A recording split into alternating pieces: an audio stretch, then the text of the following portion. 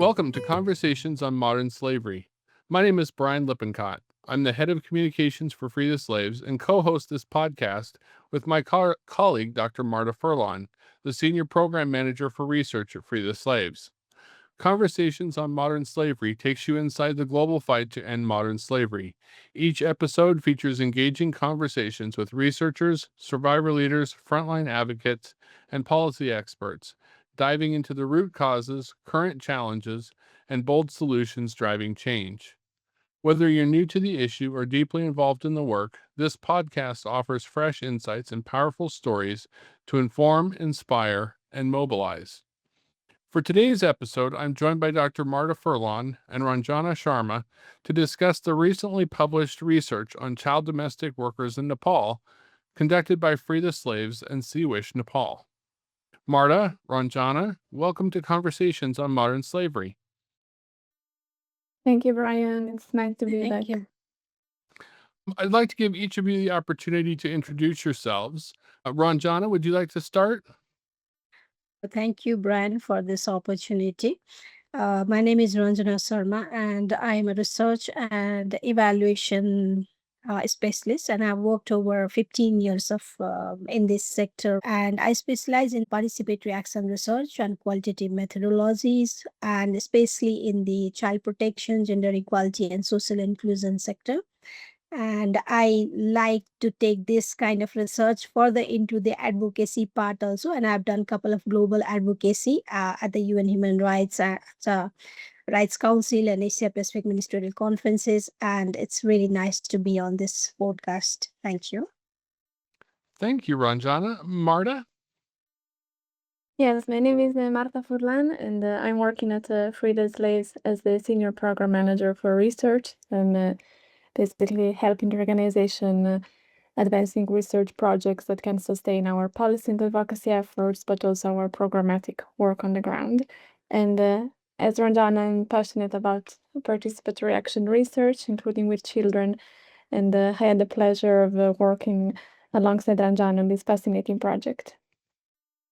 Excellent. Thank you so much, Marta. So as we start this episode, I wanted to remind those listening to check out episode 15 of Conversations on Modern Slavery to learn more about the purpose of the research and how it was conducted. For this episode, we are going to focus on what was learned as a result of the research. But first, I'll provide a bit of context for those who have not listened to the previous episode on the research. So the report shines a light on the hidden lives of child domestic workers in Kathmandu, showing what pushes children into domestic work, the situation they face in the homes of their employers, and the employer's perspective on employing children for domestic work. With that brief introduction, I'd like to dive into what was learned from the research. My first question is, how are children recruited into the domestic sector in Nepal and in Kathmandu specifically? Thank you, Bryon, for this very important question that can help us to start to understand a bit how these dynamics work. So the first thing that I want to say is that children that are recruited in Nepal to work as domestic workers are very young. We are talking about children whose age ranges between 5 to 13. And here it's interesting to emphasize the fact that this is the age that children told us. Then when we spoke with the employers gave a different age, telling us that they never hire someone who is younger than 13. But again, there is an interesting discrepancy from this point of view. And then in the conversations that we had with key informants, for instance, government officials or school teachers or NGO workers, they gave us ranges that are very much similar to what the children were telling us. So it's important to keep in mind that we're talking about very young children. The second consideration to be made is that children who are working in Kathmandu as domestic workers tend to come from villages in rural and remote areas of Nepal. So we have this trajectory that goes from the rural areas to the urban environment. Now, an interesting case that we heard throughout our research is that of a child who came from a village at the border with India. Initially, he moved to Kathmandu to work in a local house as a domestic worker. after the husband of the family, like the head of the family, passed away, he was brought to work for a friend of the original employer. So he moved from one house to another house in Kathmandu. Then, as that family moved abroad to the United States, he was left to fend for himself. He returned to the village. Less than a year later, as the family for whom he had been working returned from the US, he went back to Kathmandu to work with them. And when the employers left once again, he moved back to the village, only to eventually return to Kathmandu to work again as a domestic worker. So now this case is quite unique in its complexity because there is a lot of back and forth, but it's interesting to us understand how the transition of these children in the domestic sector may not necessarily always be linear, and how the typical rural to urban trajectory can become even more intricate once these children make the first move from the village to the big city. Now, a third point that I want to talk about here is like the actors involved in this complex recruitment process. So who are the actors that are taking part in this rural to urban trajectory that ends up with a child working as domestic worker? So what we found in our research is that family members are playing the key role, and this is in line with research that has been conducted on child domestic workers in other countries. So parents, aunts, uncles, or the older siblings, especially older siblings who are already in Kathmandu, already working in the city, but also grandparents play an important role. Family members may initiate the recruitment process, meaning that they may be looking for opportunities in the city for their children. And later throughout these episodes, we can dig more into the reasons why they may be looking for these opportunities. Or family members may be contacted by the employers, contacted by intermediaries with an offer of employment for their children. So here we also see that employers and intermediaries are important actors, and this is something that our research shed the light on, something that we didn't find so much in previous studies that had been conducted in Nepal on this topic. So we wanted to explore better what is the role that employers and intermediaries play. And here it was also very helpful the fact that we managed to talk with a small group of employers to understand also from their perspective how the process of recruiting a child domestic worker works, basically. And what we found out is that employers mobilize their own network, and this is a wide network, wide and diverse. It can be made of relatives, of friends, of employees that are already working in their house, of acquaintances from their own village of origin, in the case in which the employers are not themselves born and raised in Kathmandu. So there is an important network made of employers and intermediaries that cooperate to approach the children, approach their family, and set up the recruitment process. And finally, something very interesting that our research found that, again, is not didn't emerge in previous studies on the topic is the role of the children themselves. Too often when we talk about child domestic work, but actually child labor in general, we look at children as devoid of any agency, but this is not the case, or at least it's not the case in this specific context with this specific form of child labor, because we did find that children play an active part in the process, either because they pursue the employment opportunity themselves or because they are actively participating in the decision-making process and they end up accepting the employment offer that may be coming from, again, a potential employer, an intermediary, or some sort of acquaintance at the family level. So what we found, again, is that children do play an active part, that children in many cases have an agency, but here an important point that we emphasize in the research and that I want to emphasize here as well is that the extent to which children understand the significance and the implications of the decision of leaving their home, moving to Kathmandu, and working as a child domestic worker is very limited. And this is very limited both because of their very young age that prevents them from understanding all the complexities involved in this decision, but it's also due to the fact that in many instances there is a factor of lying and deception going on. So employers and intermediaries wouldn't disclose to the children, to their family, the real reality, what is then going to happen in Kathmandu, or what the day-to-day life of the child would be look like.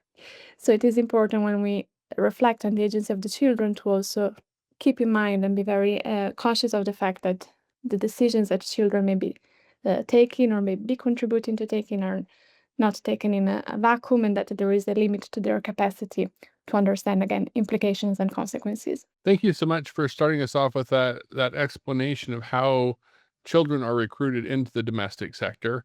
My next question is, what factors push and pull children into the domestic sector?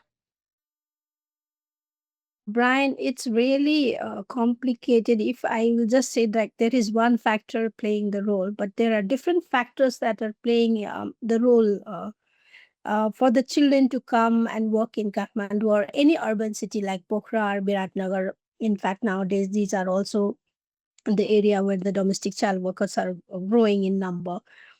So one of the common push and pull factor, if we talk, is the lack of sufficient education in the village.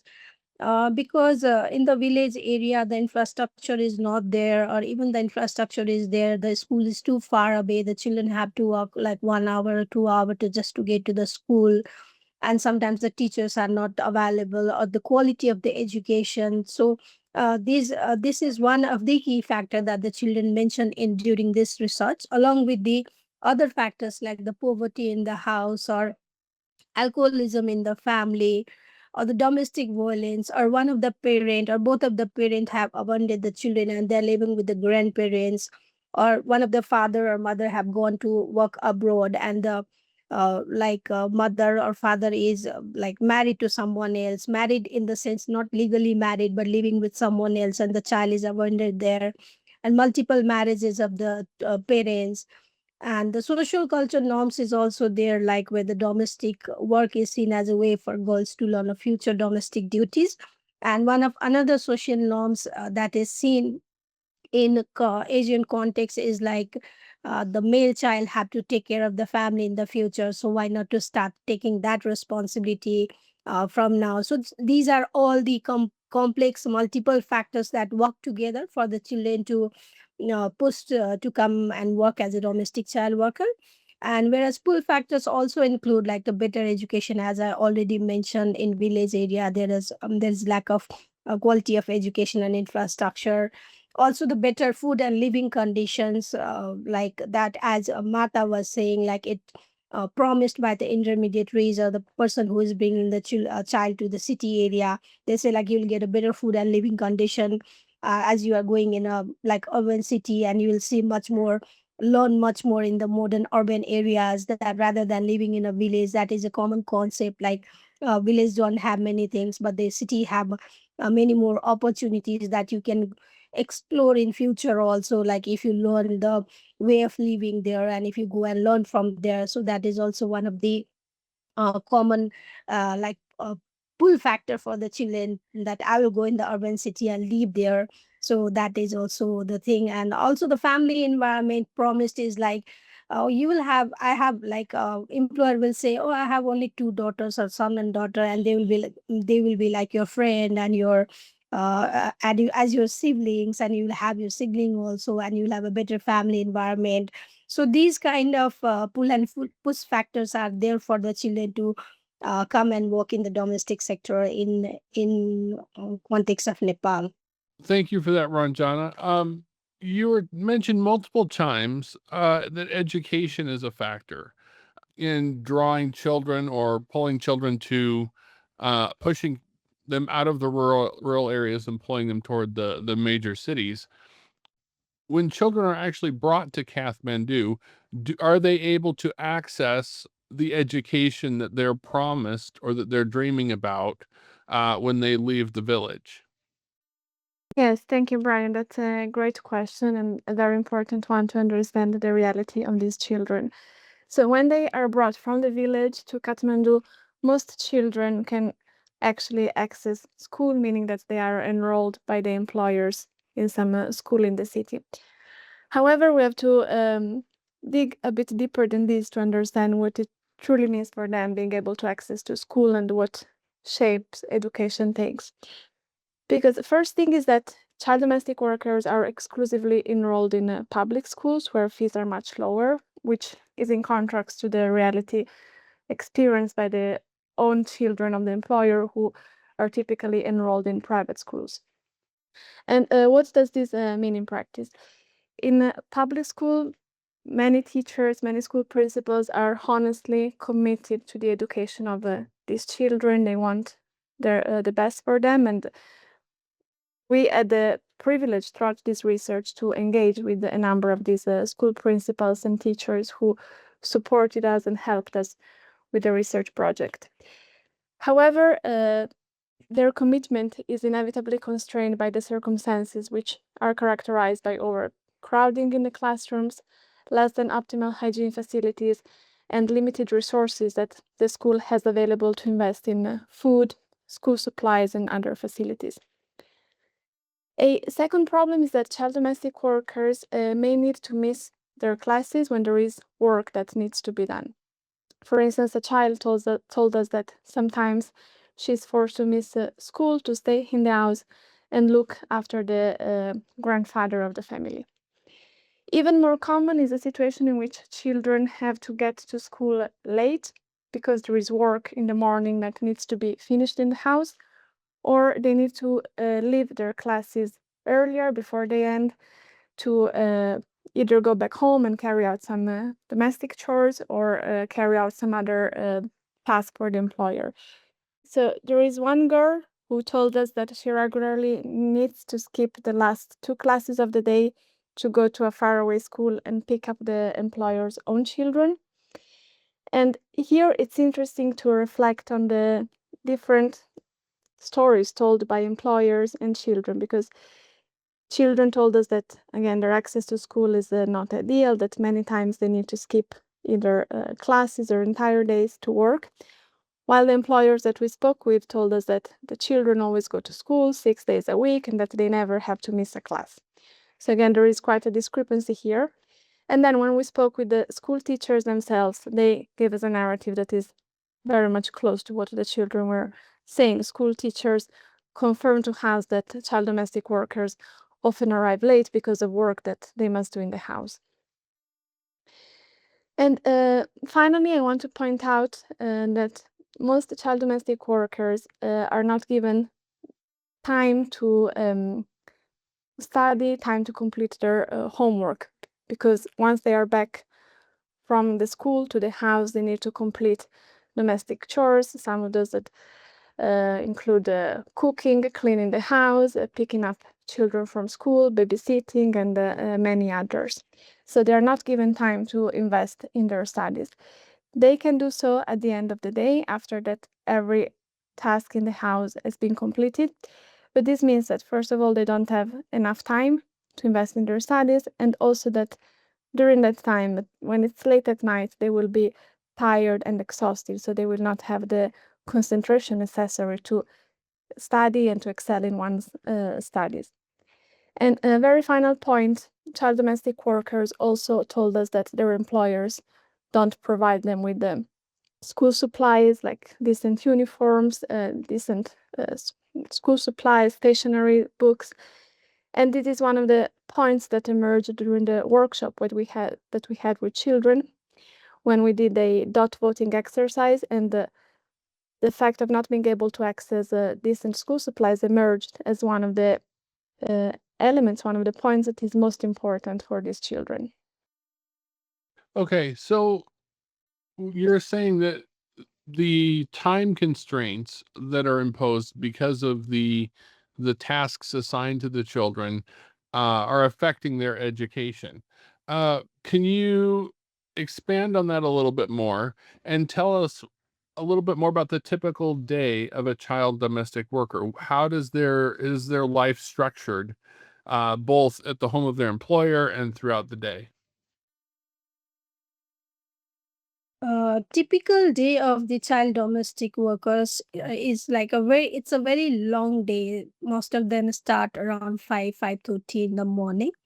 If some of the employer are really nice, then they may allow them to sleep like extra hour. But mostly like 5:30 in the morning, they have to start their day. And then they will start by the cleaning of the house. And it's not only 1 or 2 bedroom apartment, it's like 3-4 story buildings that they have to clean. There is a garden, they have to look after that. There is a dog also, that also have to be taken care by the child domestic workers. And it's also include the domestic work, also include like a baby is there babysitting, buying groceries, preparing and serving food, cleaning the dishes, washing clothes, cleaning the whole house. And apart than that, some child also engage in like hazardous work that is not appropriate for their age. Like for an example, they will carry 20 or 30 kg of water bottle along with them and carry it up to the 4 or 5 story building, which is quite difficult even for a grown-up people like us. And they are only a small kid or a child, so they have to do all those kind of heavy weights. And some children significantly also work in the house of the employer's relative. Like if there is a festival, then they have to go to the employer's relative house and they have to help there. Even there, they are not invited as a guest, but they are invited just as an someone who will do the household chores for the employer's relative.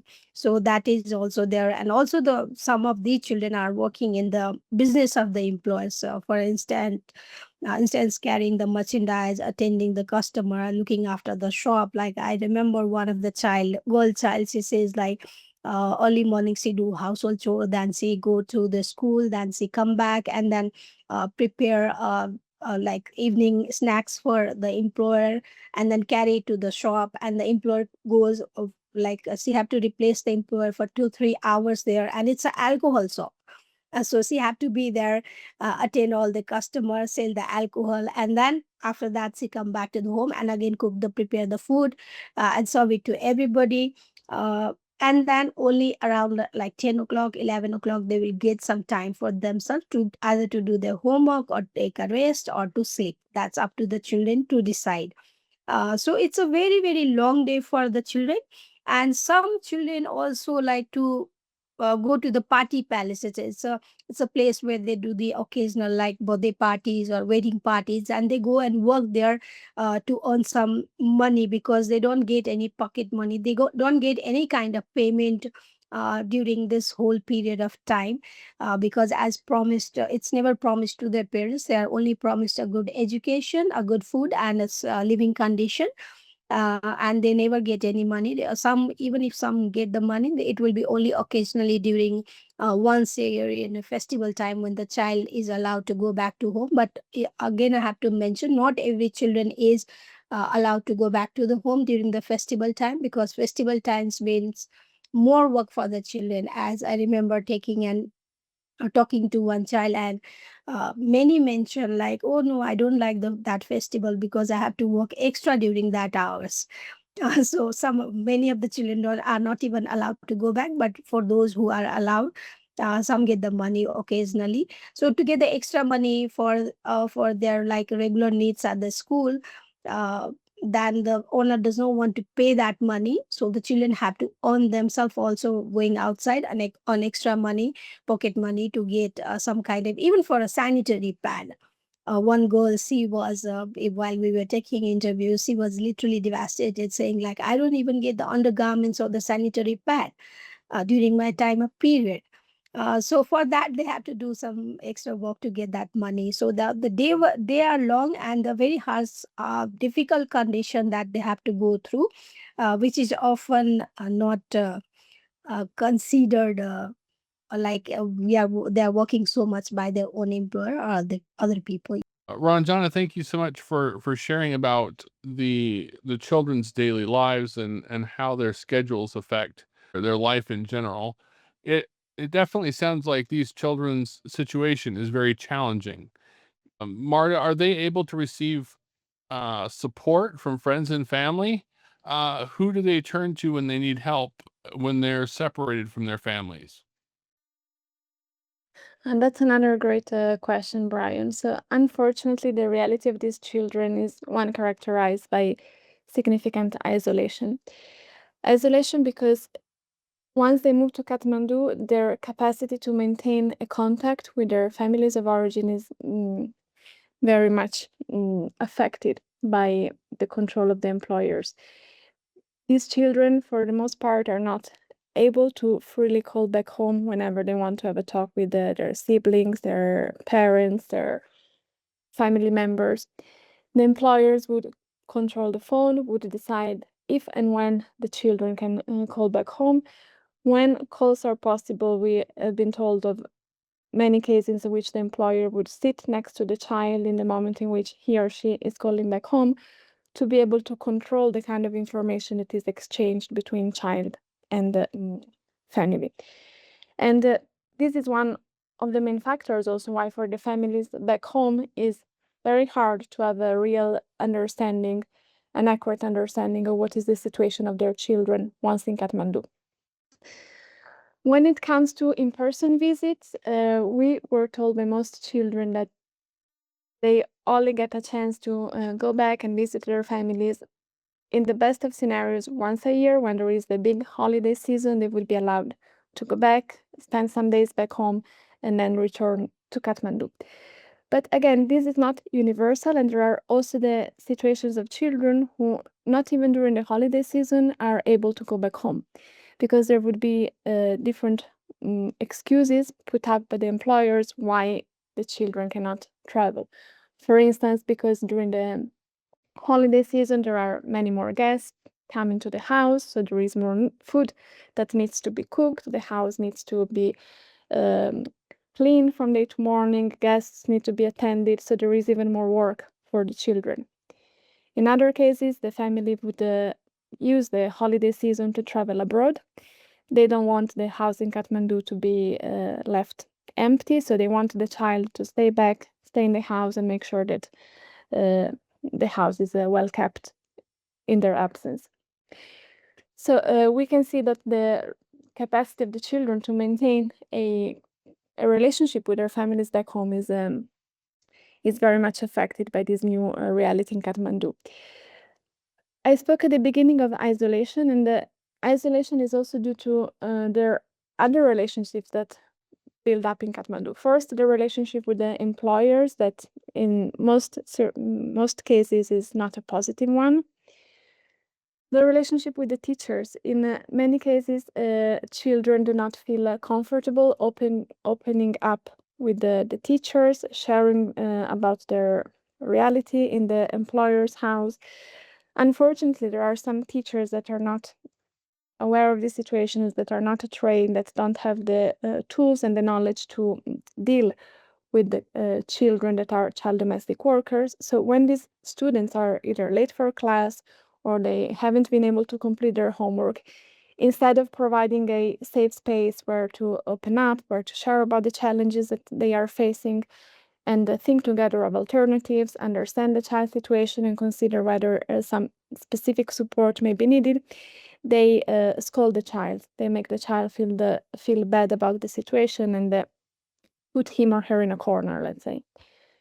And finally, for many children, isolation also comes to the fact that they don't have other children who are friends, because as soon as the classes are over on a regular school day, they need to go back home to complete the domestic chores that they started in the morning, to engage in many new ones. As Ranjana was telling us before, there are many tasks that these children on a day-to-day basis have to carry out.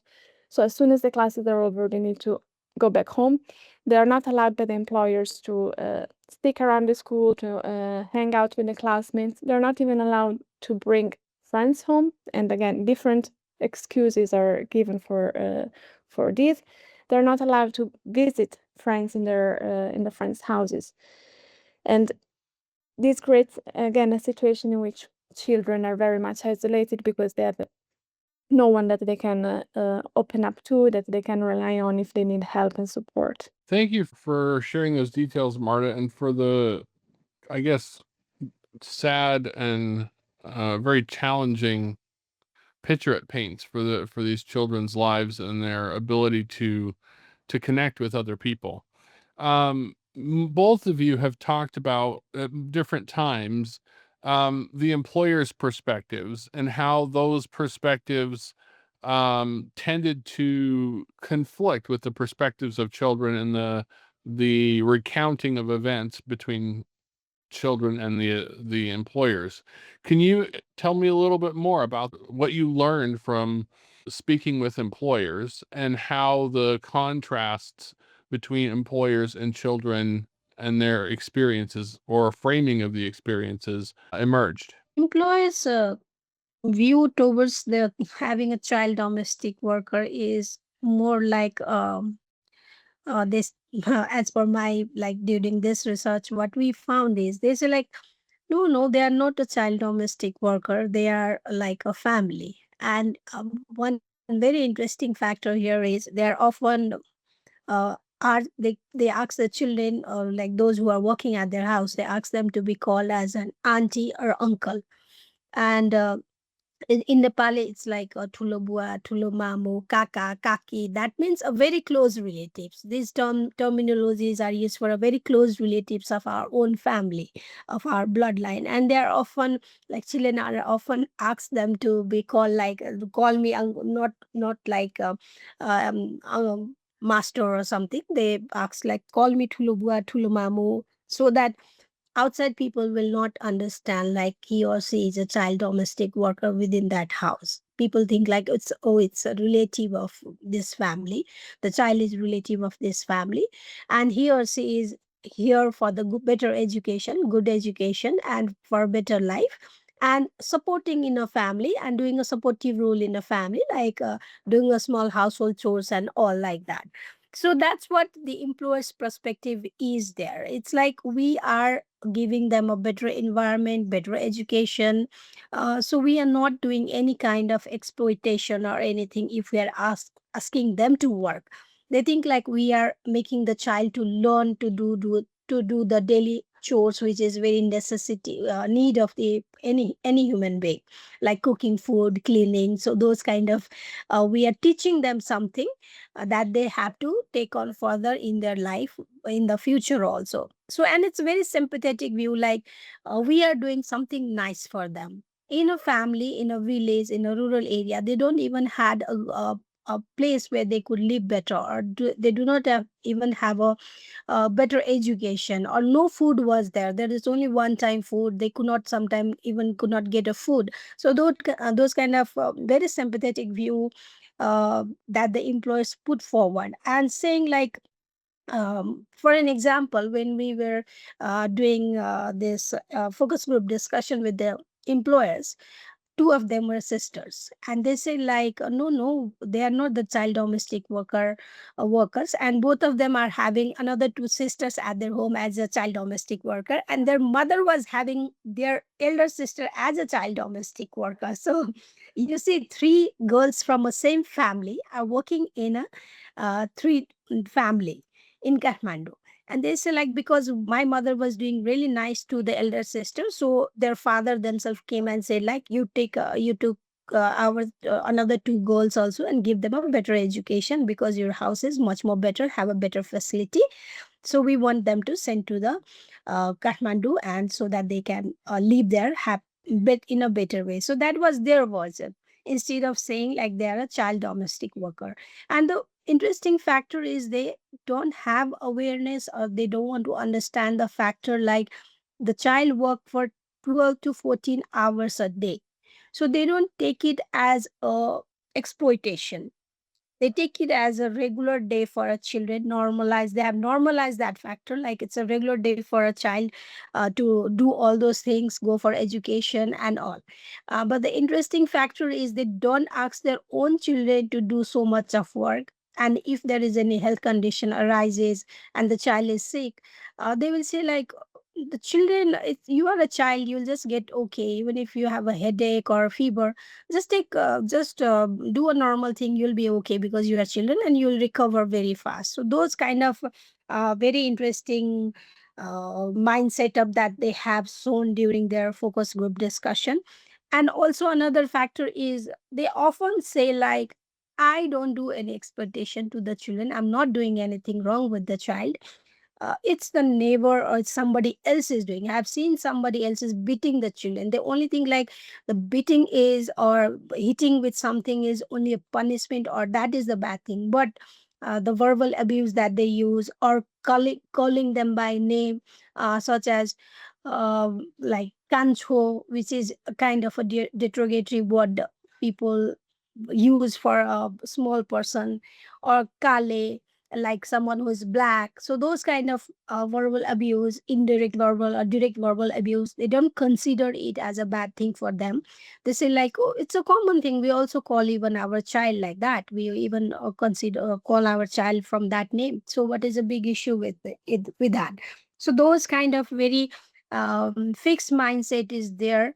The employers showed during the focus group discussion. So, Marta, maybe you want to add on something more? Yeah, thank you, Ranjan. I think you did a wonderful job in sharing about the employer's perspective, and then just to emphasize perhaps some of the things that you said. It was interesting for us engaging with employers because when we talk about child labor in many, if not most of the situations, people that put children in a situation of work are exploitative adults, exploitative people. While in this case, in the case of child domestic work, in the context of Kathmandu, there is much more to this, and there is a greater complexity that needs to be taken into account, which Ranjana was speaking before in terms of the cultural norms, the cultural situation surrounding this practice, and the fact that the employers, at least the ones that we could engage with, we shouldn't think of them as exploitative, as people that are like on purpose doing harm to these children, but as Ranjana was suggesting, like people who are honestly believing that they're doing something good for these children. And then we can open the door to discussing with them. And hopefully this is one of the next steps that this research can lead to think together of different ways in which the relationship with the children can be built, different systems of protections that can be made available to these children, different opportunities that can be opened up to them. But again, it's more complicated than thinking of the employers, of the domestic employers, or as exploitative adults. Thank you both for sharing all of that, and for the, I guess, just helping us understand the complexity of some of these social situations and norms that have been established over a long period of time. So we've talked about a lot of challenges that these children face in their lives, and different perspectives on how that can be, how their experience is viewed, either from their perspective or the school's perspective or the employer's perspective. But based on your findings, what solutions, what recommendations came forward as you were completing this research?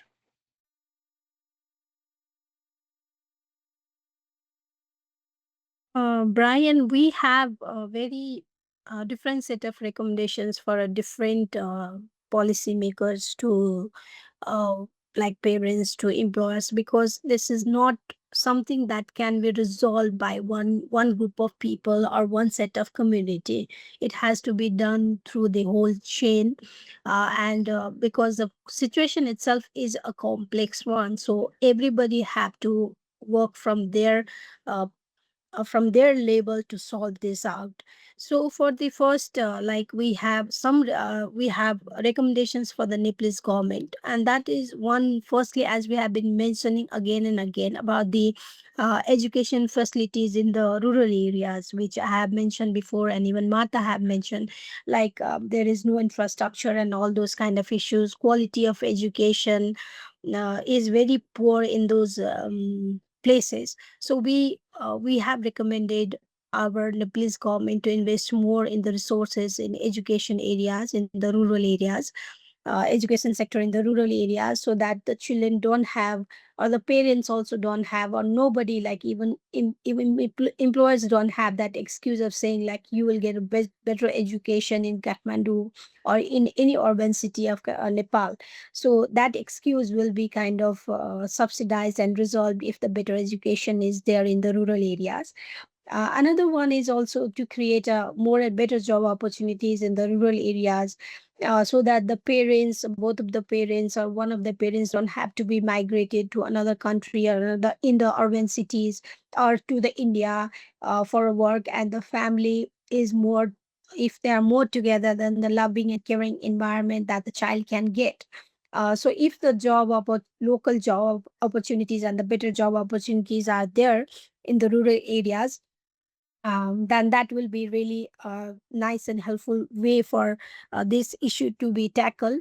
And also, like the economic perspective, like somebody is doing the farming or agriculture, they don't get that kind of payment from that farming and agriculture, so that they ultimately have to go abroad or come to the urban city to work, migrate.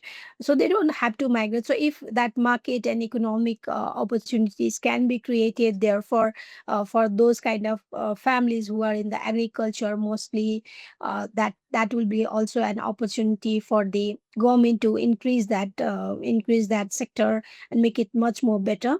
Another one is also, we have recommended to ratify the ILO Convention 189 on domestic workers and introduce regulations on decent work in the domestic sector.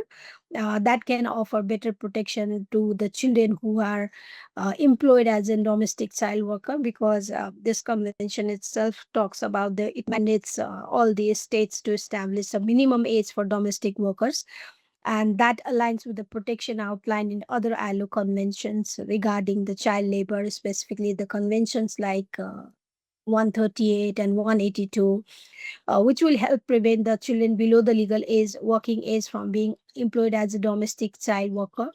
And again, this article will further like do the protection against abuse, Article 189, Article 1A have defined, the convention defines domestic child worker and emphasize the need for the effective measure to protect the domestic workers from all forms of abuse, harassment, and violence. Likewise, it talks about the access to education. So those kind of things can be added if the domestic child worker is there. Then it have to be like complete compulsory education, and the further better job opportunities and training have to be given to them. And it also will be protecting the young workers, that means the children who are legally allowed to work in domestic setting receive the special protection to ensure their safety and well-being, and limited by limiting the working hours, uh, and the working hours to not be interfering with their education, like in our research, as it's so like working hours makes the education far more less important and priority for the children. And working standards are also there. So those kind of recommendations that we have put for the Nepalese government, and also for the employers of the domestic child worker, we have given a recommendation to offer better life and work conditions to the children working in their house, because only the promises are there, but it's not fulfilled. So if you promise, then maybe a kind of a legal contract or something that can be done, that can fulfill those promises, then in reality those children can really go for the education or have a better life and don't have to work for 14 to 12 to 14 hours or 16, 18 hours sometimes. And also we advocate with the peers for better condition for child domestic workers, because if you are seeing somebody in else house, the child is not being treated nicely, then the employers have to go and talk about the situation, and try to make aware and resolve, at least try to make the other employers who are hiring a children or having a children, like, this is not right, you have to do it nicely, children have to get the health and education facility and have like playing time and all those kind of things. So we also suggest the employers to do the advocacy with the peers for better condition for child domestic workers. Martha, do you like to add on? Yeah, I think thank you so much, Ranjana, for sharing about those reflections that we had when thinking of the recommendations. Another important actor to make improvements in the life of these children are the teachers, as we said multiple times throughout this episode.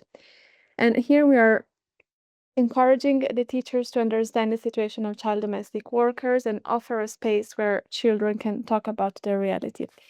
What I said before when talking about the isolation that children are facing is that teachers should strive to recognize the unique circumstances and the needs of these children, which means that when child domestic workers are late to school or they come to school with uncompleted homework, teachers should not scold them or humiliate in front of the rest of the class, but they should aim to understand the reasons why the child could not arrive to school on time or why the child could not finish the homework.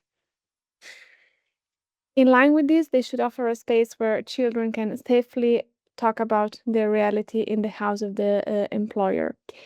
As key adult figures in the lives of the children, teachers can play a fundamental role in creating a safe space for the children. And this is also very important because it would allow teachers to identify cases of concern, for instance, cases in which there is situation of abuse going on in the employer's house, and be therefore able to provide prompt assistance to the child in question.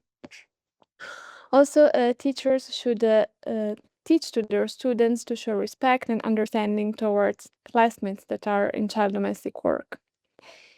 They should teach to their students the reality of child labor in Nepal, encourage them to display sensitivity and compassion towards children that are themselves in this situation, while of course never exposing a child as a child domestic worker in front of the other students, in front of the other peers.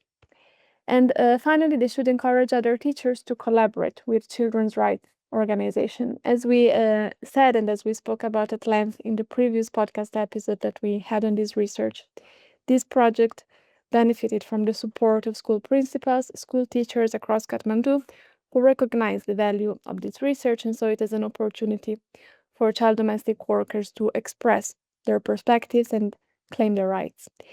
So these principals, these teachers that worked with us in this project should encourage their colleagues in other public schools to also establish this kind of collaborations with the children's rights organizations and human rights organizations with the aim of creating a more comprehensive and a more effective support system for children in situation of labor. When it comes to children's rights organization, we are encouraging them to develop advocacy campaigns to raise awareness among the parents on the conditions of child domestic workers in Kathmandu.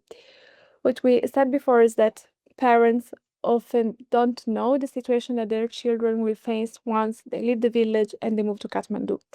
So a children's rights organization can play an important role in building awareness in targeting rural areas where child domestic workers typically come from and help their parents to understand what the situation would be looking like. And importantly, also to help them to find ways in which they can keep themselves informed about the conditions of their children once they move to Kathmandu, either through the phone or through acquaintances who are in Kathmandu and who could pay visits to the children on behalf of the parents. Children's rights organizations could also launch awareness and empowerment programs in the public schools that are attended by child domestic workers to help children know more about their rights under Nepali law and guide them through the available avenues to get assistance and help in the case in which they need. For instance, child helplines that are available or provide them with a physical address of relevant organizations. Also, they could assist child domestic workers to create mutual support groups at the school level. These are peer groups that would allow children to share their experiences, exchange perspectives, and support each other. As many child domestic workers are struggling to communicate with the adults in their life, with their parents back home, with employers, with the teachers, about their situations and about their feelings, these school-based peer groups are important initiatives that could provide children with a system of support that at the moment most of them are lacking. And finally, children's rights organization could play an important role in designing and implementing attitude and behavior change campaigns that target employers and their families, working with them to shift their attitude towards child domestic workers and as a consequence of this shift in attitude, shift their behavior in the house, and create a day-to-day reality that is more appropriate to children and that takes in greater account their rights and their needs. Thank you for sharing all of those recommendations for the different groups of stakeholders in Nepal. I guess that brings me to the end of all of my questions. Is there anything else that either of you would like to share about the research or the process as we close this episode?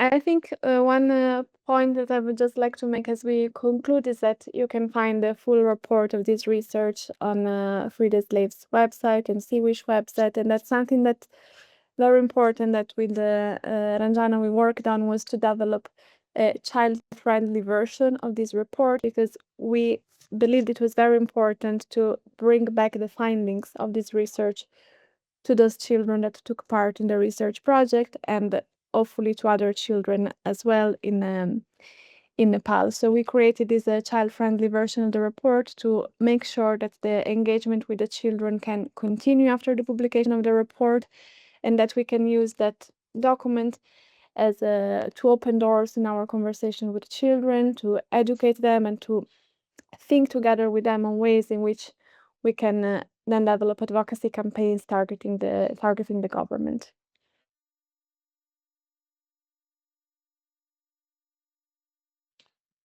Thank you, Marta. Ranjana, any final thoughts? Yes, as Martha mentioned about the reports, I'd like to say all our stakeholders who are engaged in the child domestic worker, we should take it, especially for the Nepal. Like it used to be a very big issue and big problem for everybody in like past days. But now people have shifted their focus on other areas, which is also equally important. But we should not forget that child domestic worker issue is still existing in our society and community, and we have to still take it seriously for the children and for the future of the our community and society, to change that norms that has been existing. So it will take still many more years to change that norm, but together if we work, it definitely going to happen soon. Yeah, thank you. Thank you both so much for sharing all this really important information from your research with our listeners. And for those listening, the link to read the full research report, the shorter executive summary, and a child friendly version will be included in the description of this podcast. So thank you all for listening. We would hope that you will subscribe to this channel to listen to future episodes. And we encourage you to go back to episode 15 and learn more about how the research was conducted. Thank you so much for listening and have a great rest of your day.